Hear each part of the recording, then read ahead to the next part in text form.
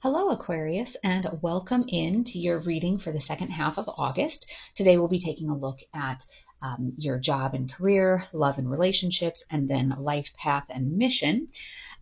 Before we get started on things specific for you, I did want to touch on a couple of things that are going on, depending on if you see this posting right away. The Perseid meteor shower is going on from the 11th to the 14th. So if by chance you're able to get out and see that, if you're in a place where there's dark enough skies, that would be something great to be able to catch. Also on the 16th, there's a new moon in Leo, and the new moon energy is always about kind of new, fresh ideas or new starts. And so this one is about new creative projects, maybe doing something a little different or unconventional. And so those are a couple of things going on kind of early-ish. I did want to do, this is something a little different that we hadn't done before, but kind of taking a look at the overall energy before we get started on the specific factors. So in terms of your current energy, let's see, there's your current energy and then the next level of energy that's pushing through. So in your current energy, just like for a little bit of an overall vibe going on here, is the Three of Swords. And so that's really about kind of like some heartbreak and sorrow. Your Ace of Swords in reverse is kind of confusion, lack of focus. And then your Ten of Crystals, which is your Ten of Pentacles in reverse, is about kind of some instability. So it looks like right now there's kind of some heavy energies going on. And then the next level of energy that's trying to push through is your Knight of Swords, which is kind of that energy of going for it. The World, which is that triumph and completion and fulfillment. And Nine of Shells in reverse, that's Nine of Cups in reverse. So that's a little bit of disappointment or being unfulfilled. But overall, it looks like there's heavy energy, but the next level of energy coming through is generally more positive for you. So let's go ahead and look at each of the kind of areas in a little bit more detail for you. But a couple of the other big picture things that are going on, we do have Mars entering Libra on the 27th, and that's going to bring you a little bit more, call it energy or patience or desire to deal with people. So you may have been a little bit in kind of, I'll call it hermit energy, maybe not wanting to deal with conflict, like, I'll just deal with something later. So you will be having a little bit of a burst of energy or drive in terms of making some connections and interacting with other people.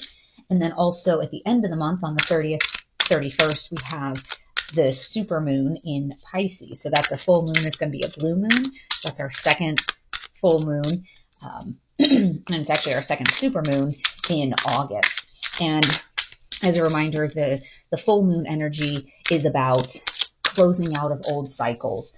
And, this one is actually going to be more of a major ending.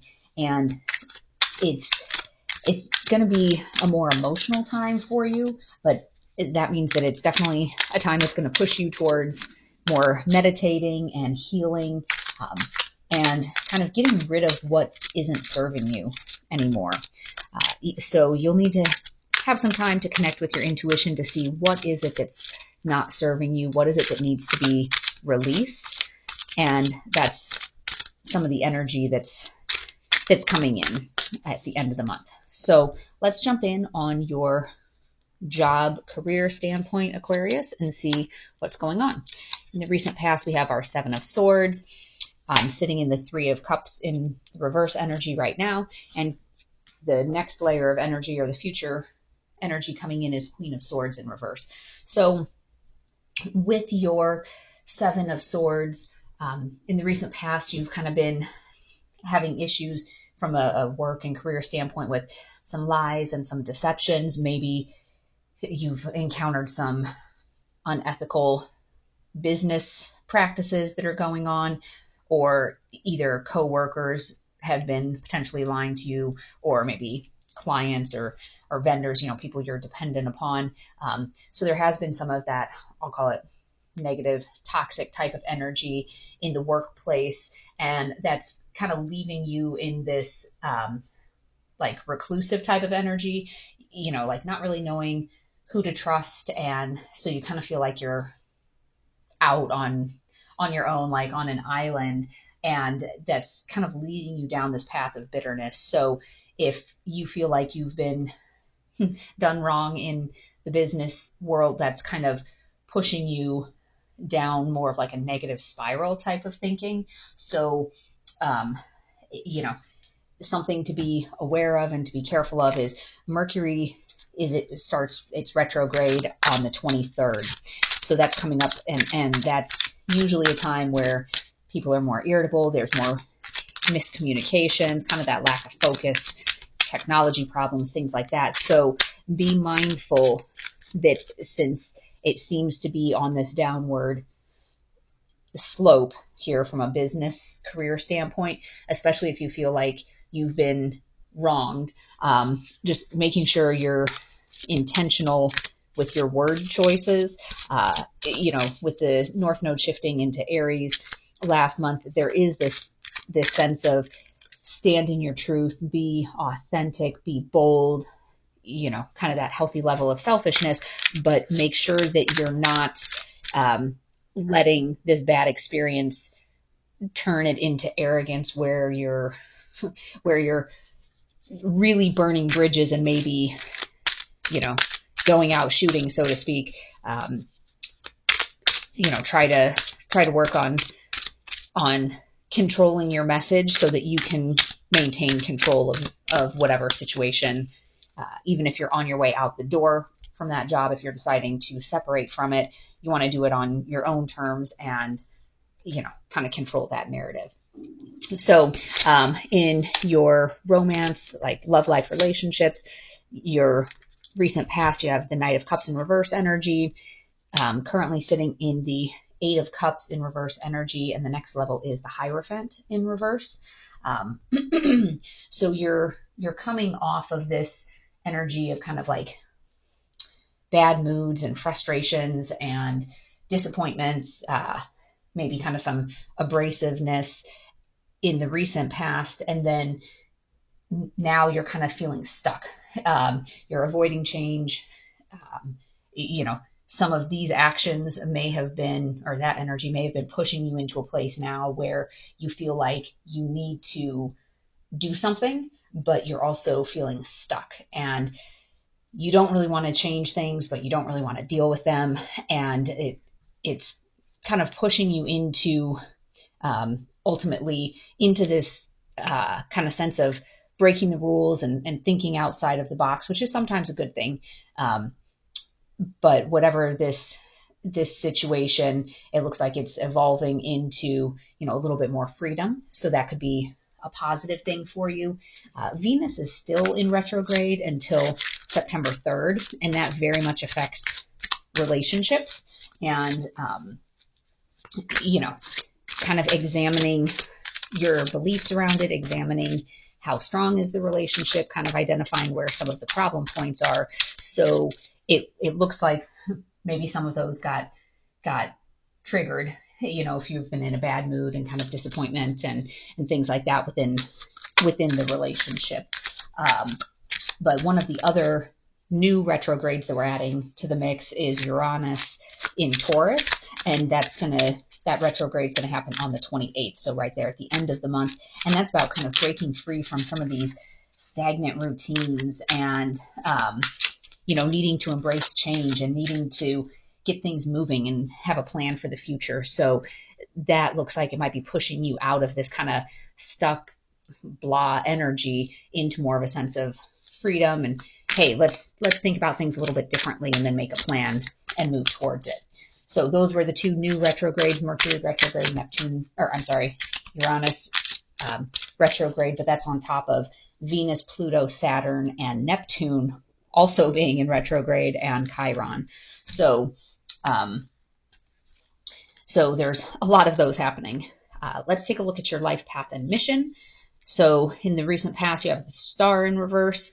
You're currently sitting in Page of Swords energy, and it looks like it's the next level of energy that's coming in is Seven of Wands. So there's kind of been a sense of being like uninspired and, feeling like you're being cut off from your blessings or your true path with the star in reverse in terms of your life path and your mission.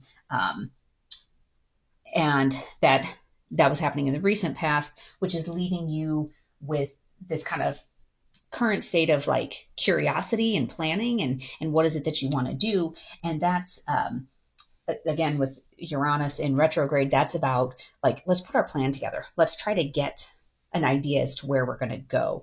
It looks like maybe you do run into some hiccups there because there is some conflict. The Five of Wands is more about conflict and, maybe some anger there or rivalry. So if you're coming up with a new idea or a new plan, there could be some, I don't know if competition would be the right word, depending on what it is that you think your plan or your mission is. If it's involving another person, there could be some miscommunication there, especially with that Mercury in retrograde. So again, during the planning part, make sure that you're looking at things from all angles and having open communication. And if your life path or mission involves somebody else participating in that activity or venture with you, make sure you're having open and clear communication. With Neptune still being in retrograde through early December, that's about kind of confusion and introspection, because Neptune is that sort of dreamy type of state, almost like illusions. And so when it goes retrograde, it's about confronting those illusions and, seeing past that fogginess, so to speak. So that could be coming into play here as well, that maybe this is a big dream and you're trying to involve somebody else in it, but as you start to look at it, it's maybe not what you thought it was. So, okay, let's take a look at your Gaia card, see what message comes through for you.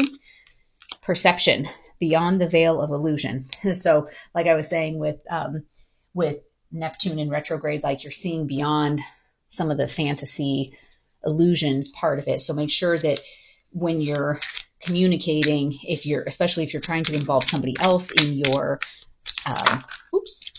your life path mission, make sure that it is realistic and that when you're talking to them about it, it's good open communication about, especially if it involves them taking a leap of faith to join you, because that could be what some of this rivalry or conflict is if you portray the situation to be one way, or, oh, this is the opportunity, and look, here's this, how I think this is going to pan out.